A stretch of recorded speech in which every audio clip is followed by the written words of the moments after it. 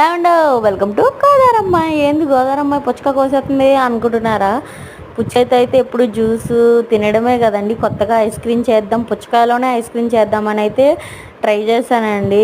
అదైతే ఎలా వచ్చిందో లేదో మీకు లాస్ట్లో అయితే చూపిస్తాను. నిజంగా చాలా అంటే చాలా బాగుందండి. మనమే ఇంట్లో హైజీనిక్గా చేసుకోవచ్చు. అక్కడ వాళ్ళు ఎలా చేస్తారో లేదో తెలియదు కదా మనకి.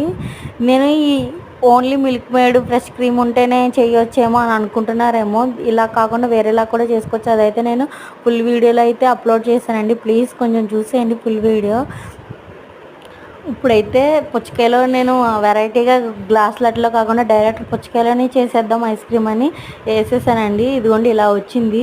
అదేంటి మధ్యలో గీత ఉంది అనుకుంటున్నారా? ఎంత కట్ చేసినా తగ్గట్లేదండి. సరే ఇదంతా అయ్యేటట్లేదు, తినేద్దాంలో పుచ్చకాయలని తింటున్నాండి. చాలా అంటే చాలా టేస్ట్గా ఉంది. ఒకసారి మీరు కూడా ట్రై చేయండి. నేనైతే ఫుల్ వీడియో అప్లోడ్ చేస్తాను. Please by subscribe.